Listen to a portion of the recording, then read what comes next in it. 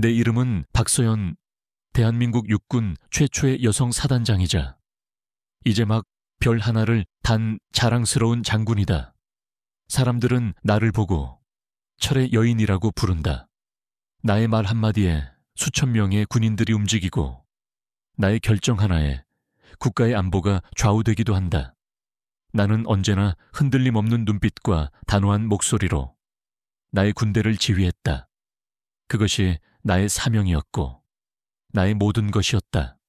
하지만 그런 내게도 세상 그 어떤 작전보다도 더 어렵고 그 어떤 적보다도 더 두려운 존재가 하나 있었다. 바로 나의 하나뿐인 아들, 김진우였다. 몇 달 전 나의 아들 진우는 대한민국 모든 건강한 남자들이 그러하듯 국방의 의무를 다하기 위해 군에 입대했다. 아들이 훈련소로 떠나던 날, 나는 차마 아들의 얼굴을 제대로 쳐다볼 수가 없었다. 나는 아들에게 몸 건강히 잘 다녀오너라는 아주 평범하고도 무심한 한마디만을 남긴 채 돌아섰다. 눈물을 보이는 것은 장군인 내게는 어울리지 않는 일이었으니까. 하지만 아들이 탄 버스가 시야에서 사라지는 순간 나는 홀로 차 안에서 아주 오랫동안 소리 죽여 울어야만 했다. 나는 장군이기 이전에 한 명의 엄마였다. 그리고 세상 모든 엄마들처럼 나 역시 내 아들이 낯선 환경 속에서 힘든 훈련을 받게 될 것이 걱정되고 또 안쓰러웠다. 아들이 신병 교육을 마치고 강원도의 한 최전방 부대로 자대 배치를 받은 지 어느덧 2달이라는 시간이 흘렀다. 나는 그동안 아들이 너무나도 보고 싶었지만 차마 면회를 갈 수가 없었다. 내가 만약 사단장이라는 나의 신분을 밝히고 부대를 방문한다면 부대 전체가 발칵 뒤집힐 것이 뻔했고 나의 아들은 그 순간 다른 동료들 사이에서 특별한 존재가 되어버릴 터였다. 나는 나의 아들이 나 때문에 어떤 특혜를 받거나 혹은 다른 동료들에게서 소외당하는 것을 원치 않았다. 나는 아들이 그저 평범한 대한민국의 이병으로서 다른 전우들과 함께 동고동락하며 진짜 사나이로 거듭나기를 바랐다. 하지만 아들을 향한 나의 그리움은 날이 갈수록 커져만 갔다. 나는 결국 아주 특별한 방식의 비밀스러운 면회를 계획하기로 결심했다.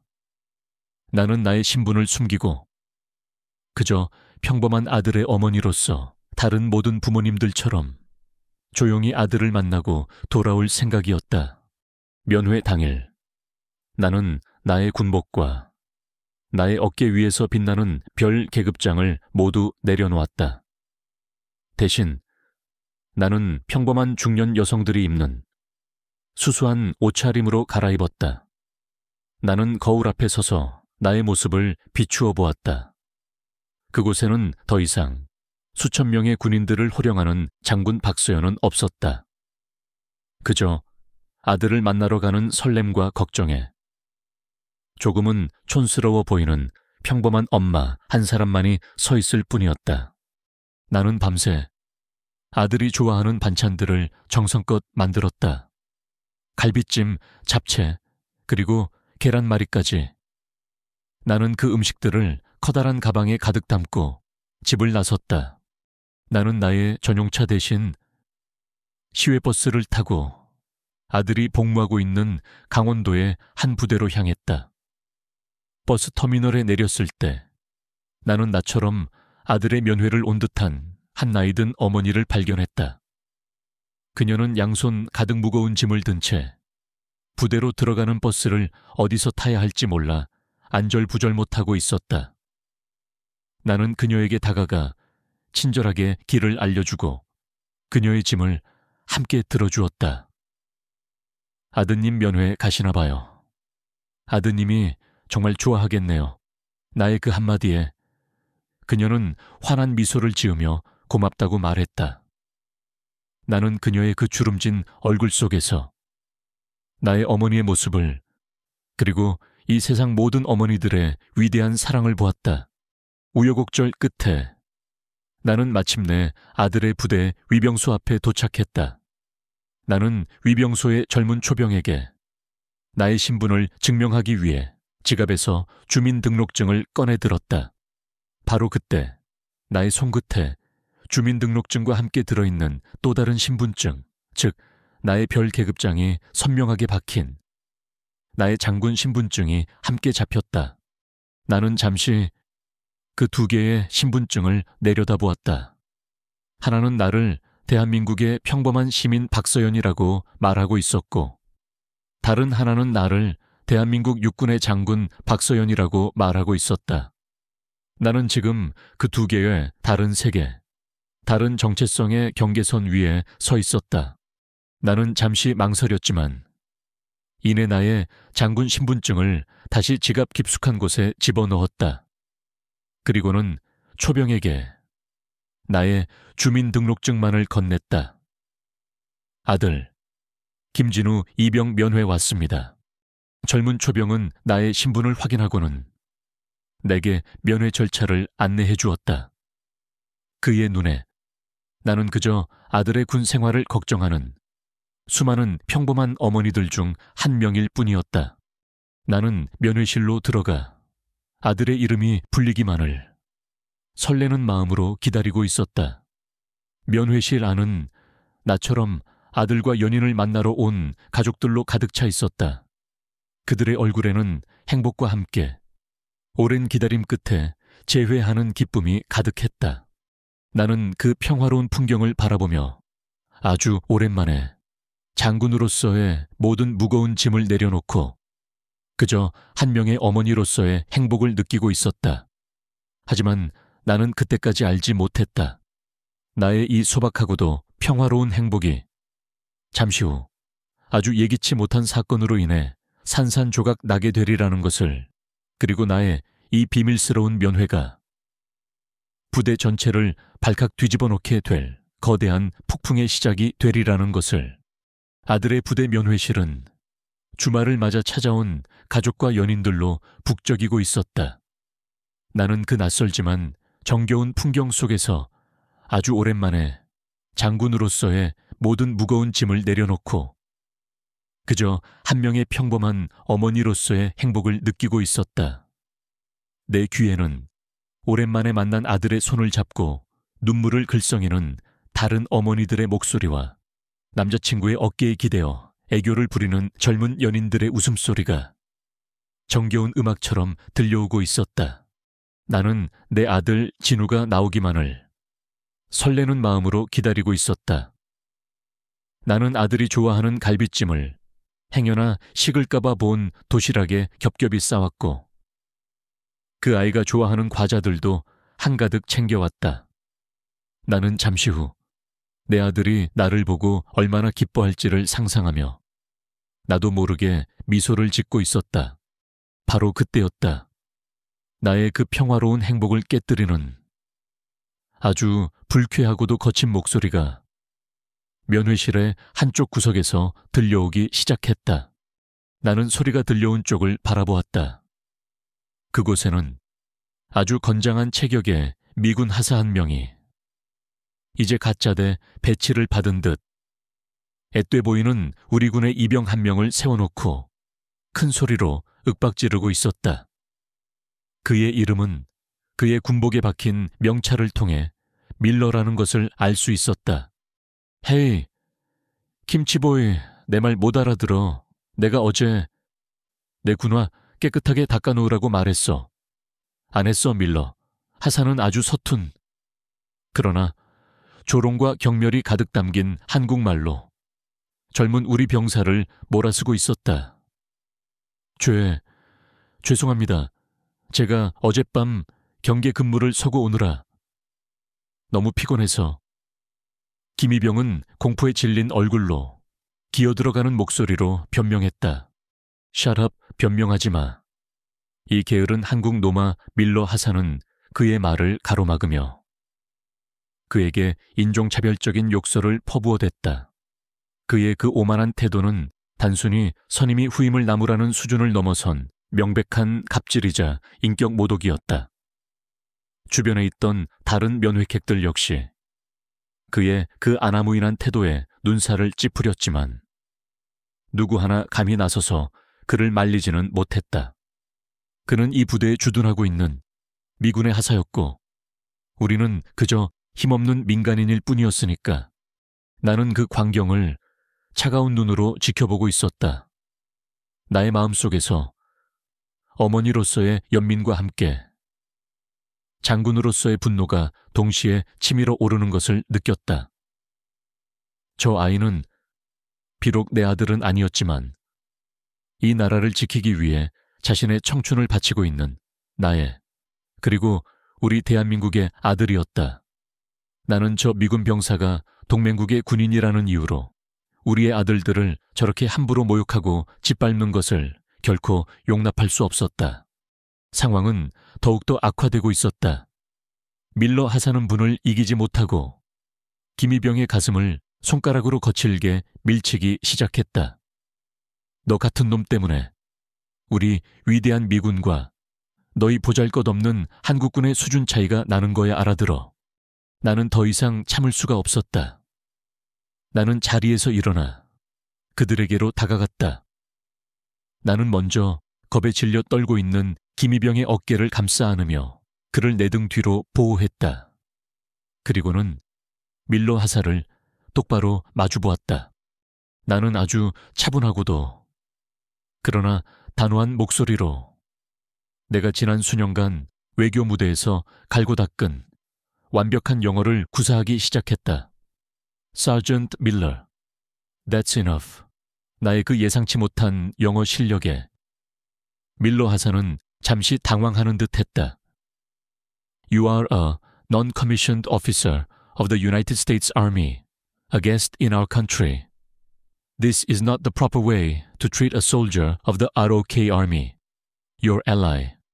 하지만 나의 그 정중한 충고에 그는 자신의 권위가 도전받았다고 생각했는지 오히려 더욱더 오만한 표정으로 나를 비웃었다. Who the hell are you? 레이디, 당신 뭐야? 어디서 영어를 좀 배웠나 본데. 우리 군의 일에 함부로 끼어들지 마시지.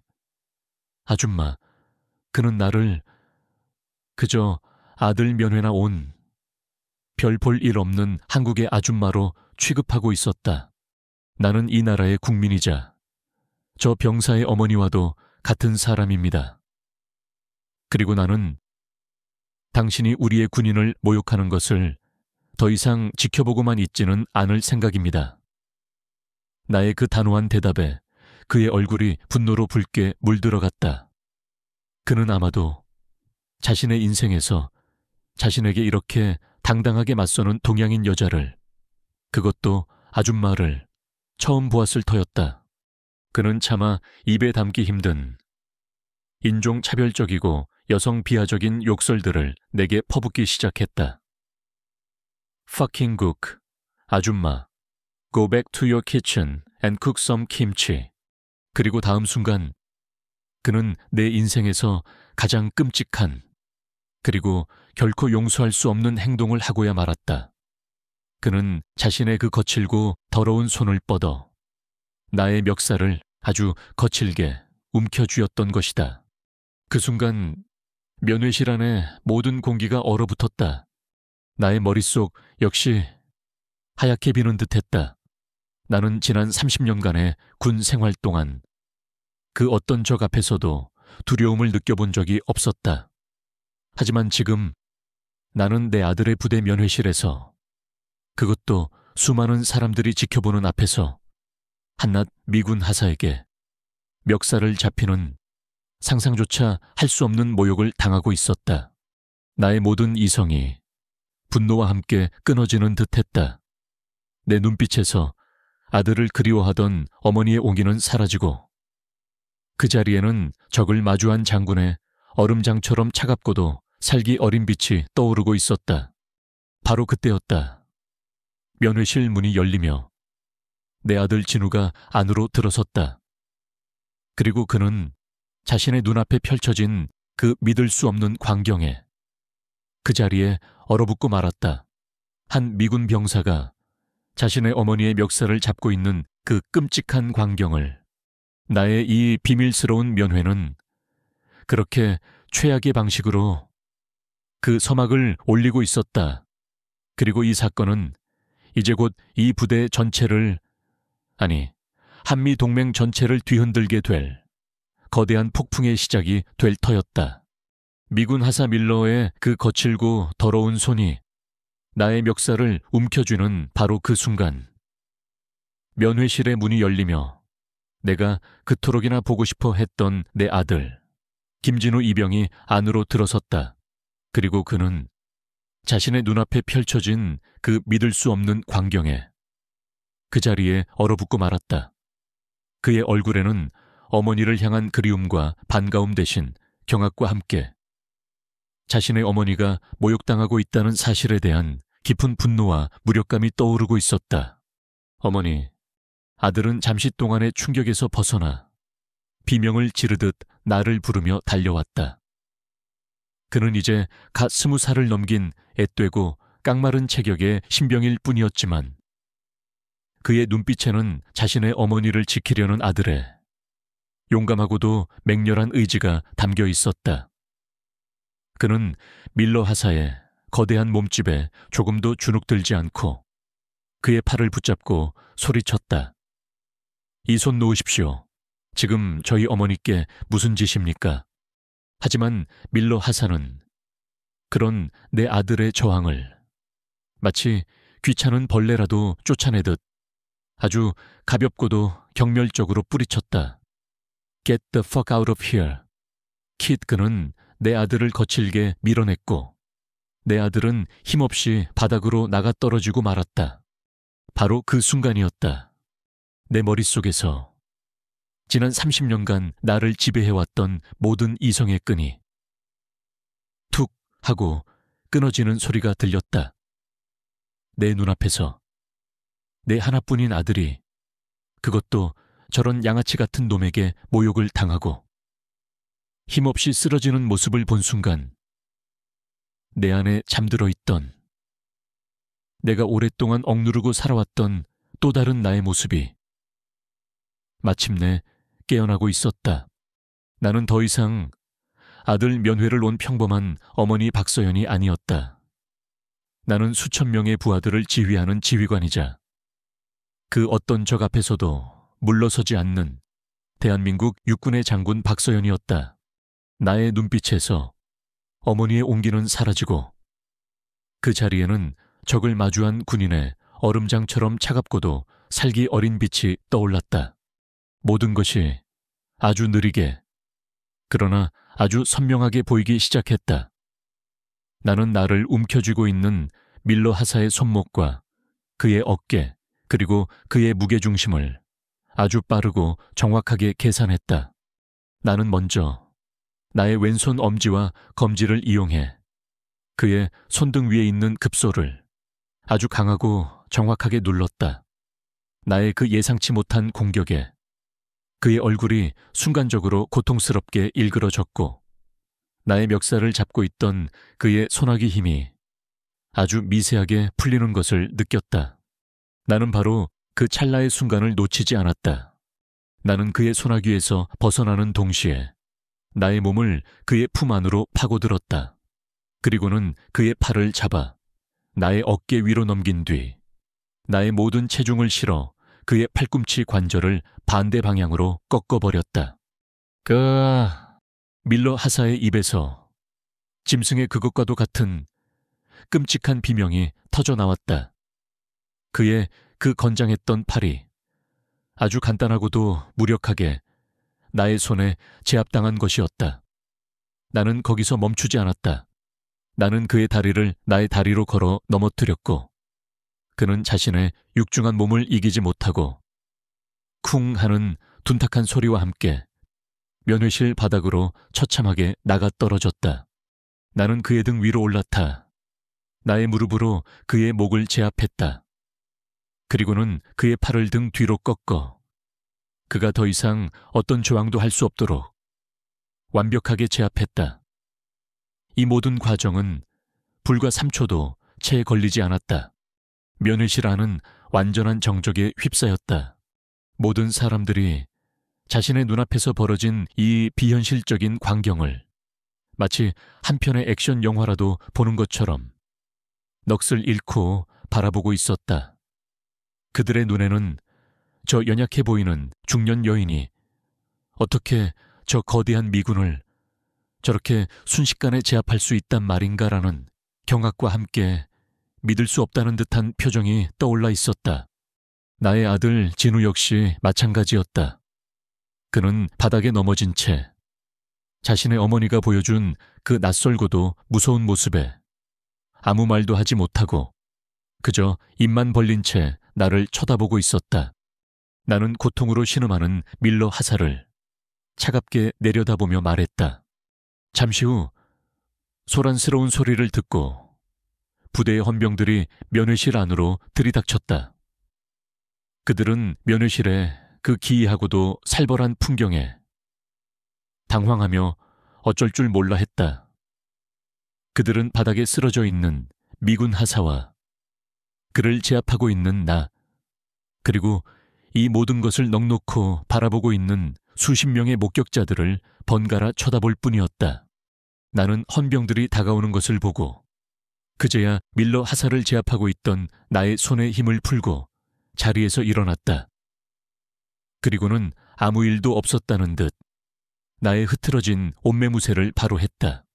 나의 첫 번째 전쟁은 그렇게 나의 완벽한 승리로 끝이 났다. 하지만 나는 알고 있었다.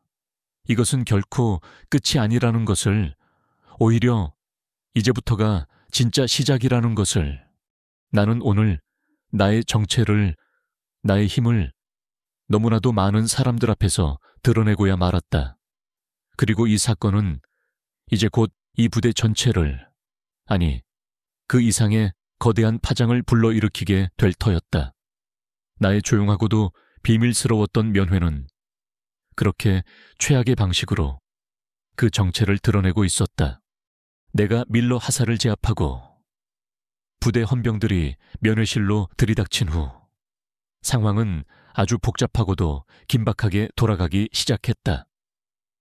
잠시 후 신고를 받고 출동한 미군 헌병들까지 현장에 도착하면서 면회실의 공기는 그야말로 살얼음판처럼 차갑게 얼어붙었다.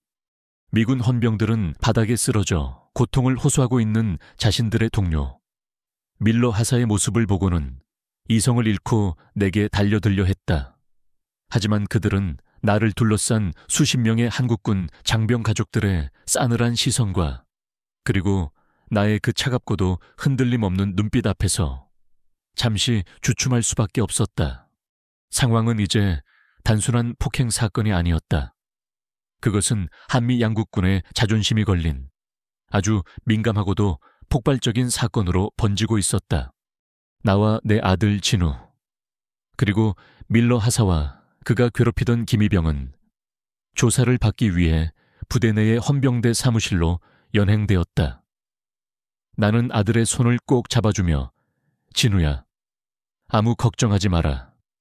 엄마가 다 해결할 수 있어 라고 말했지만 아들의 얼굴에는 어머니가 미군에게 폭행당하고 이제는 헌병대에서 조사까지 받게 되었다는 사실에 대한 깊은 충격과 함께 공포의 빛이 서려 있었다.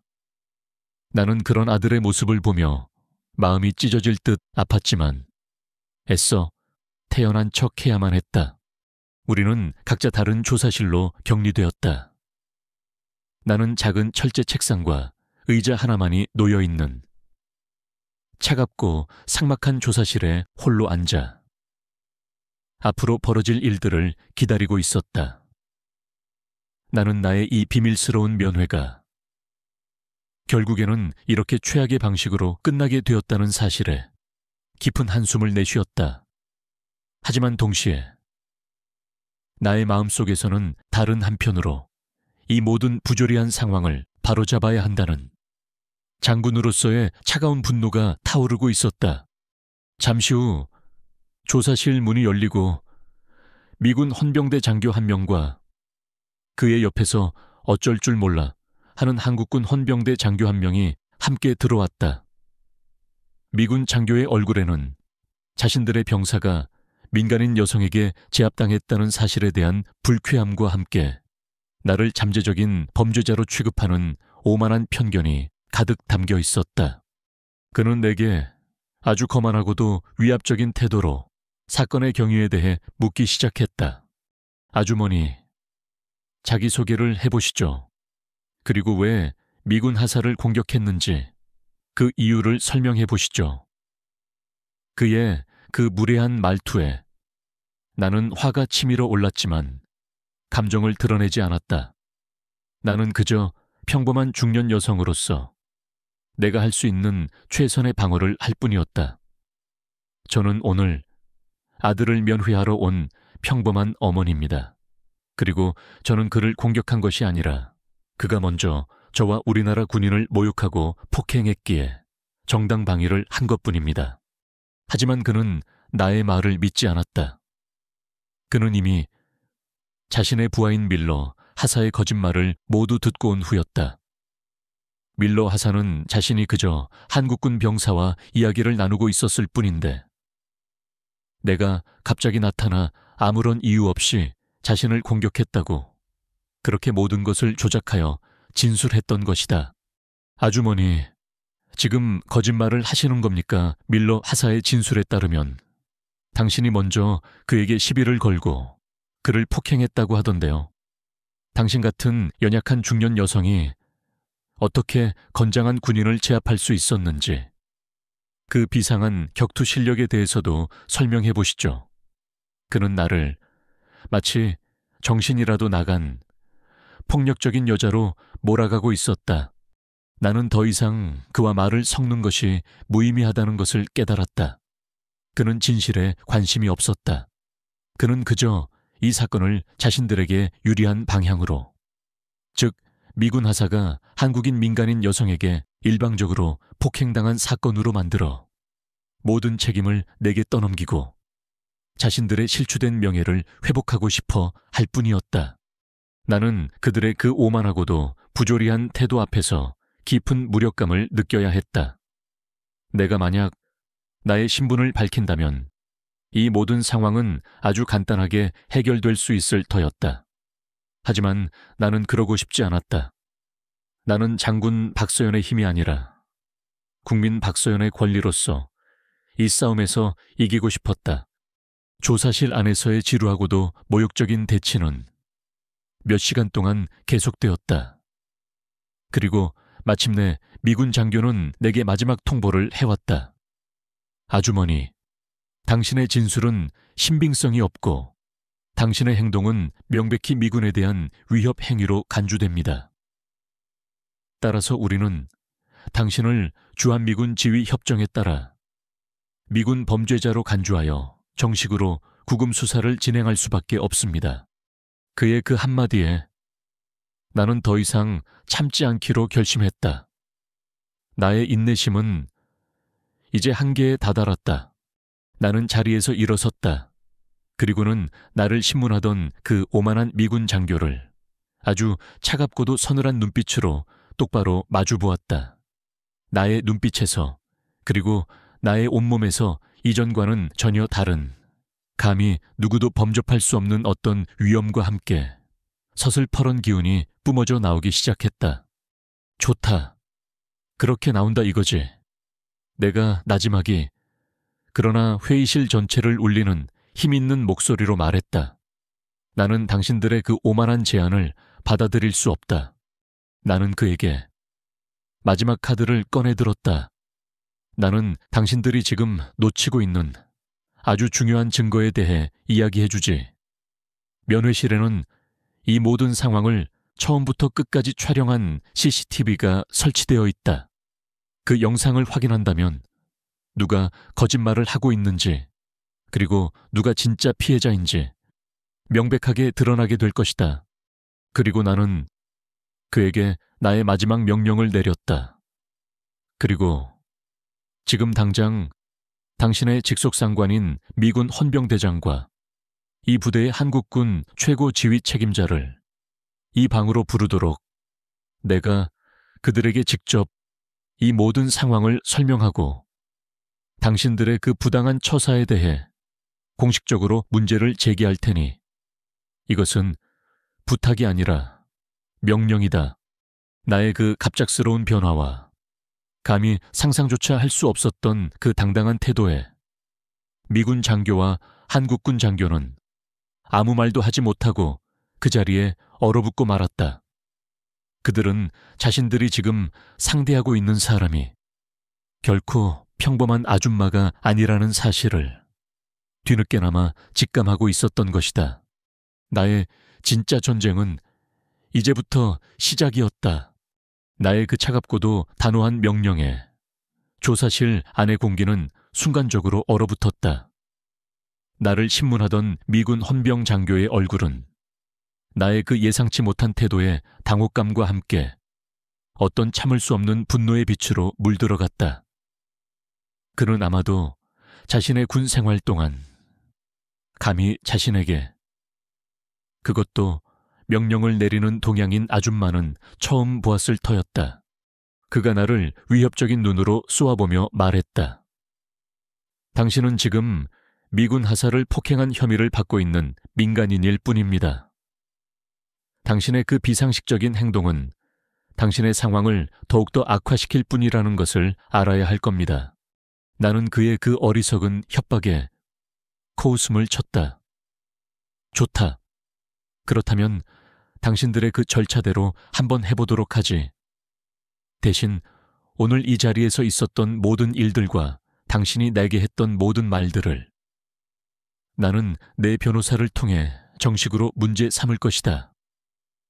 미군이 동맹국의 국민을, 그것도 아무런 증거도 없이 어떻게 대우하고 있는지를 말이야.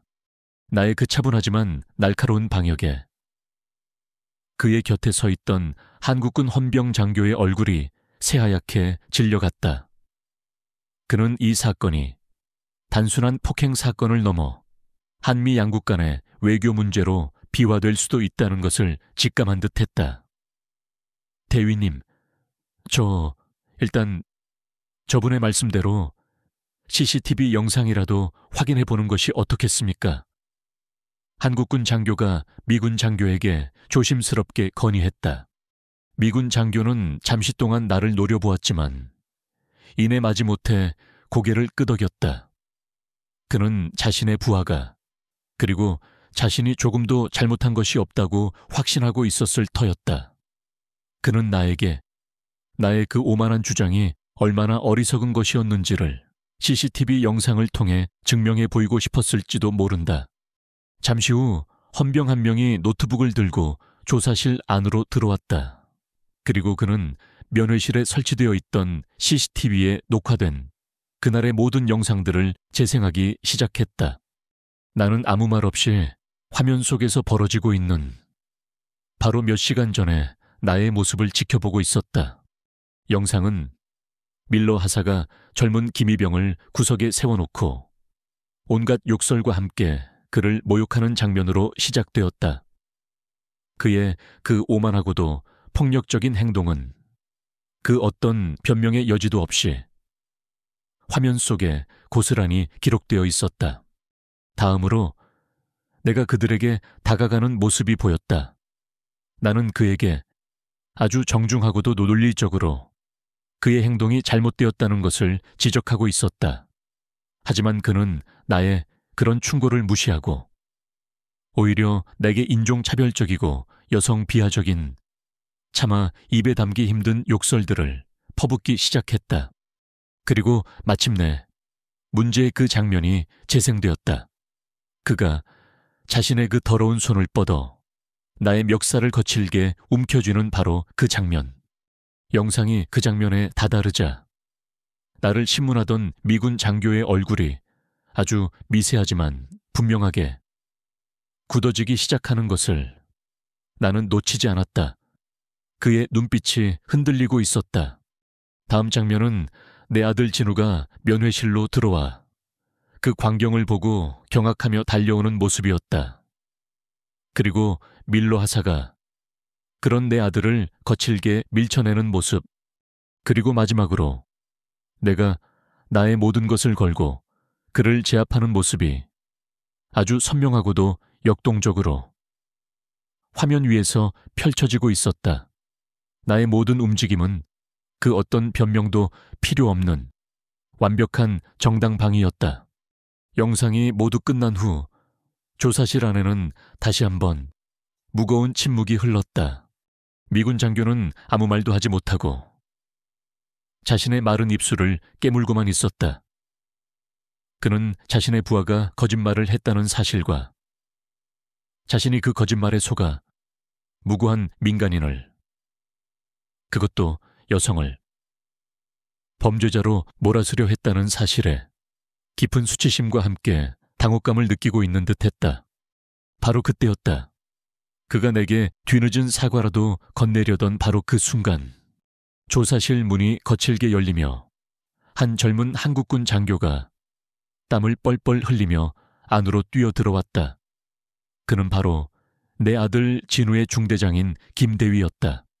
그는 아마도 자신의 부대원이 미군과 시비가 붙고 그의 어머니가 헌병대에서 조사를 받고 있다는 소식을 듣고 한 걸음에 달려온 모양이었다. 그는 다급한 목소리로 조사실 안에 헌병들에게 물었다. 대체 어떻게 된 일입니까? 김진우 이병의 어머님은 어디에 계십니까? 그리고 그는 조사실 한가운데에 앉아있는 나를 발견했다. 그 순간 그의 얼굴에 떠오른 그 표정을 나는 평생 잊지 못할 것이다. 그의 얼굴은 처음에는 의아함으로, 다음에는 경악으로, 그리고 마침내 이 세상의 모든 것이 무너져 내리기라도 한 듯한 극심한 공포와 함께 잿빛으로 변해가고 있었다. 그의 몸이 마치 잘 훈련된 기계처럼 그 자리에서 완벽한 차려 자세를 취했다.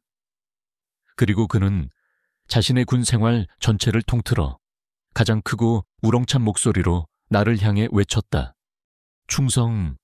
그의 그 쩌렁쩌렁한 경례 구호가 조사실 안을 가득 채웠다. 제5사단 5연대 5대 대장 김대위입니다. 사단장님 어쩐 일로 여기까지 사단장님? 그 한마디가 그 자리에 있던 모든 사람들을 완전한 정적과 함께 충격의 도가니 속으로 몰아넣었다. 나를 신문하던 미군 장교와 한국군 헌병 장교의 입이 벌어질 수 있는 최대한으로 벌어졌다. 그들의 눈은 자신들의 눈앞에 서 있는 이 초라한 중년의 여인이 사실은 자신들의 상상조차 할 수 없는 하늘과도 같은 존재였다는 사실을 믿을 수 없다는 듯 경악으로 가득 차 있었다. 나는 그런 그들을 향해, 그리고 나를 향해 거수경례를 붙이고 있는 김대위를 향해 아주 희미한, 그러나 장군으로서의 모든 위엄이 담긴 미소를 지어 보였다. 나의 길고도 외로웠던 싸움은 그렇게 나의 완벽한 승리로 그 클라이맥스를 장식하고 있었다. 그리고 이 부대는 이제 곧 나와 내 아들, 그리고 한 미군 병사 때문에 발칵 뒤집히게 될 터였다. 충성 사단장님, 어쩐 일로 여기까지 내 아들 진우의 중대장인 김대위의 그 우렁찬 경례 구호가 좁은 조사실 안을 가득 채우는 순간 그곳에 있던 모든 사람들의 시간은 그대로 멈춰버렸다. 나를 신문하던 미군 헌병 장교와 한국군 헌병 장교, 두 사람의 얼굴은 자신들의 눈앞에 서 있는 이 초라한 중년의 여인이 사실은 자신들의 상상조차 할 수 없는 하늘과도 같은 존재였다는 사실을 믿을 수 없다는 듯 경악과 함께 극심한 공포의 빛으로 물들어갔다. 그들의 입이 벌어질 수 있는 최대한으로 벌어졌다. 나는 그런 그들을 여전히 차갑고도 평온한 눈으로 바라보았다. 나의 연극은 끝났다. 그리고 이제 나의 진짜 무대가 시작될 시간이었다. 소식은 군부대 안에서 그 어떤 빛의 속도보다도 빠르게 퍼져나갔다. 몇 분도 채 되지 않아 조사실 문이 다시 한번 거칠게 열리며 이 부대의 한국군 최고 지휘관인 연대장과 미군 측의 책임자인 헌병대장이 사색이 된 채 안으로 뛰어들어왔다. 그들은 나의 어깨 위에 있는 그 작지만 무거운 별 하나를 확인하고는 그 자리에서 거의 기절할 듯한 표정을 지었다. 충성 사단장님께 대하여 경례. 연대장의 그 다급한 외침과 함께 조사실 안의 모든 장병들이 마치 칼로 잰 듯한 완벽한 차려 자세로 나를 향해 거수경례를 붙였다. 그들의 얼굴에는 자신들의 관할 구역에서 벌어진 이 끔찍하고도 불미스러운 사태에 대한 깊은 죄책감과 함께 공포심이 가득 서려 있었다. 나는 그들의 경례를 받은 후 아주 낮지만 그러나 장군으로서의 모든 위엄이 담긴 목소리로 말했다. 모두 편히 서라. 나는 더 이상 그들에게 쫓기던 힘없는 민간인이 아니었다.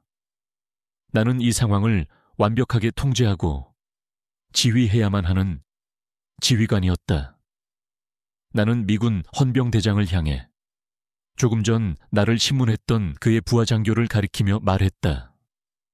대위, 자네 부하가 방금 전 내게 했던 모든 말과 행동에 대해 나는 한미 양국의 군 공식 채널을 통해 정식으로 문제를 제기할 것이다. 동맹국의 국민을, 그것도 여성을 아무런 증거도 없이 어떻게 협박하고 모욕했는지에 대해서 말이야. 내 말에 미군 헌병대장의 얼굴이 하얗게 질려갔다. 그는 자신의 부하가 저지른 엄청난 실수를 깨닫고 내게 몇 번이고 고개를 숙이며 사죄하기 시작했다.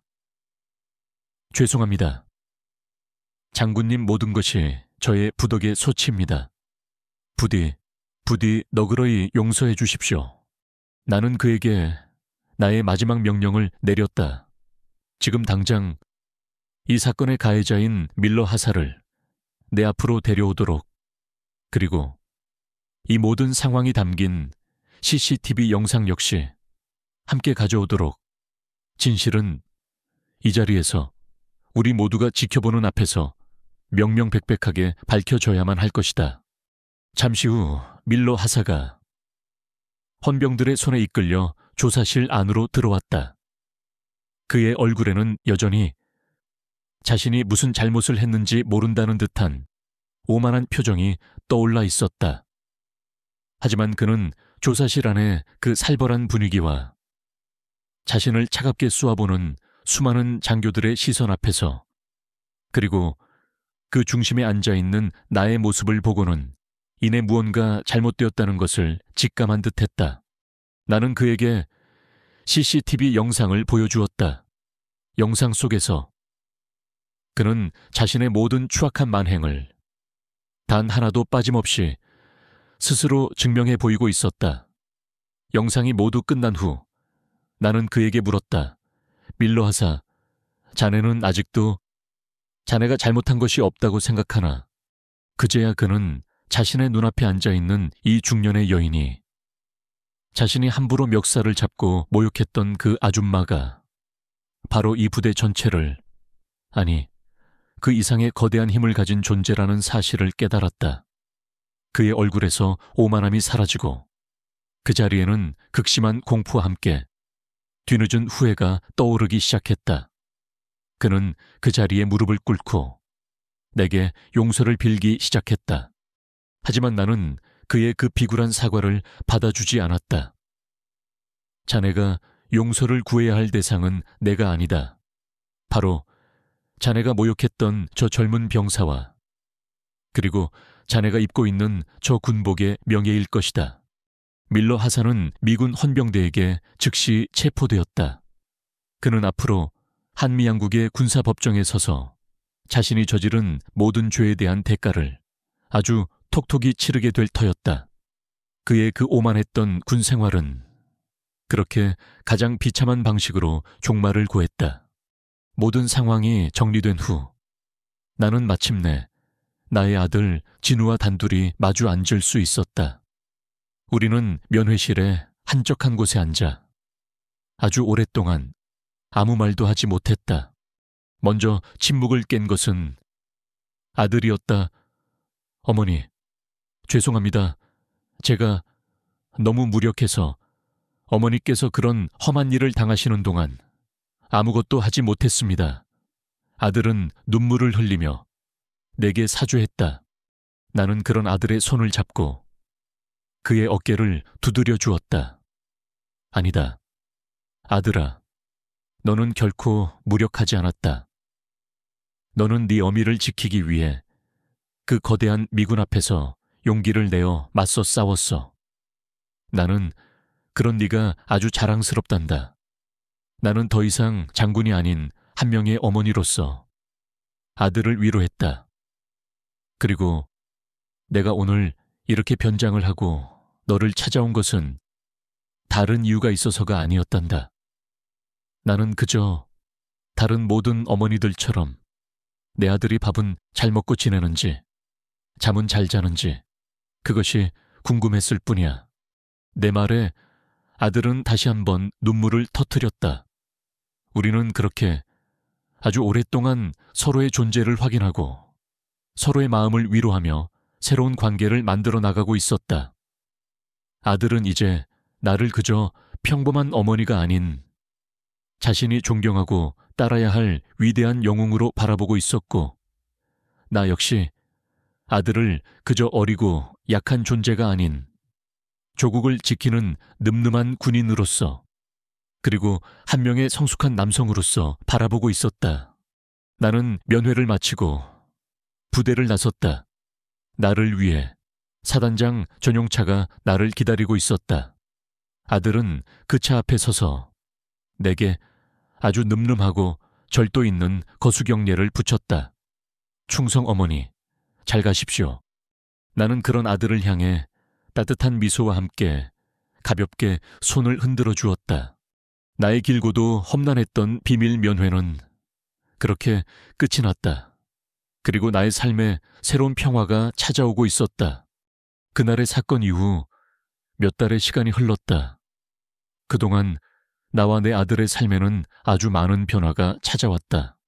나의 멱살을 잡고 모욕했던 미군 하사 밀러는 한미 양국의 군사법정에서 자신의 모든 혐의가 인정되어 불명예 제대와 함께 중형을 선고받고 감옥에 수감되었다. 또한 당시 사건을 부당하게 처리하려 했던 미군 헌병대장 역시 지휘 책임을 물어 보직 해임된 후 본국으로 소환되었다. 미군 측은 공식적으로 내게 그리고 대한민국 국군에게 깊은 유감과 함께 사과의 뜻을 전해왔다. 나는 그들의 사과를 받아들였다. 하지만 나는 이 사건이 단순히 한 개인의 일탈로 끝나서는 안 된다고 생각했다. 나는 이 사건을 계기로 한미 양국군의 관계가 더욱더 성숙하고 건강한 방향으로 발전할 수 있는 기회를 만들어야 한다고 결심했다. 나는 국방부에 나의 이름으로 한미장병 상호 존중 문화 개선 프로그램의 신설을 공식적으로 건의했다. 나의 건의는 나의 특별한 신분과 함께 이 사건이 가진 상징성 때문에 아주 빠른 속도로 받아들여졌다. 나는 그 후 몇 달간 밤낮을 가리지 않고 이 프로그램의 성공적인 정착을 위해 모든 것을 바쳤다. 프로그램은 단순히 서로의 문화를 이해하기 위한 지루한 강의로만 채워지지 않았다. 우리는 함께 훈련하고, 함께 운동하며, 함께 식사하는 실질적인 교류의 장을 만들었다. 우리는 함께 김치를 담그고, 함께 추수감사절 파티를 열며, 서로의 문화를 존중하고 이해하는 시간을 가졌다. 처음에는 서먹하고 어색해하던 양국의 장병들도 시간이 지날수록 서로에게 마음의 문을 열기 시작했다. 그들은 더 이상 서로를 이방인이나 경쟁 상대로 여기지 않았다. 그들은 같은 군복을 입고 같은 가치를 지키는 든든한 전우이자 형제가 되어가고 있었다. 나는 그들의 그 변화하는 모습을 보며 아주 큰 보람과 함께 내가 군인으로서 그리고 지휘관으로서 해야 할 진짜 사명이 무엇인지를 다시 한번 깨닫고 있었다. 그러던 어느 날 나는 다시 한번 아들 진우를 만나기 위해 그의 부대를 찾았다. 하지만 이번에는 지난번처럼 초라한 민간인 어머니의 모습이 아니었다.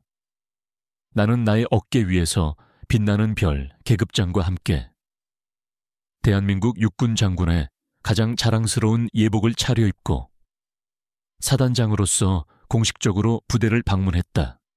부대의 모든 장병들이 나를 위해 열병식을 거행했다. 나는 그들의 그 늠름하고 절도 있는 모습을 보며 가슴 벅찬 감동을 느껴야 했다.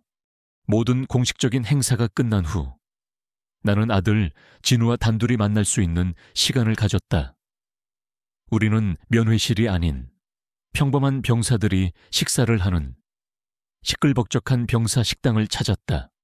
나는 아들과 함께 다른 모든 병사들과 똑같은 식판에 똑같은 음식을 담아 식탁에 마주 앉았다.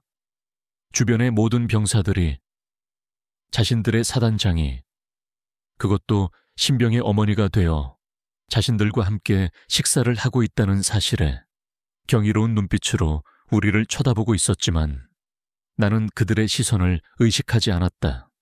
나는 그 순간만큼은 장군이 아닌 그저 한 명의 어머니이고 싶었다. 아들, 밥은 먹을 만하니 훈련은 힘들지 않고, 네, 어머니, 괜찮습니다. 동기들도 다들 잘해주고 재밌습니다. 아들은 이전보다 훨씬 더 늠름하고 남자다워진 모습으로 내게 대답했다.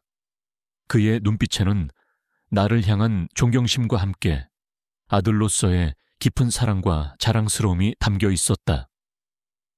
우리는 더 이상 서로에게 어떤 비밀도, 어떤 벽도 없는 진정한 의미의 엄마와 아들이 되어 있었다. 식사를 마친 후 아들은 나를 부대 정문까지 배웅해 주었다. 그는 나를 향해 그 어떤 때보다도 더 힘차고 절도 있는 거수경례를 붙였다. 충성 어머니, 잘 가십시오. 나는 그런 아들을 향해 따뜻한 미소와 함께 가볍게 손을 흔들어 주었다. 나의 전용차에 올라타 멀어져 가는 부대를 바라보며 나는 깨달았다. 나는 더 이상 장군으로서의 나의 삶과 어머니로서의 나의 삶 사이에서 방황하지 않을 터였다.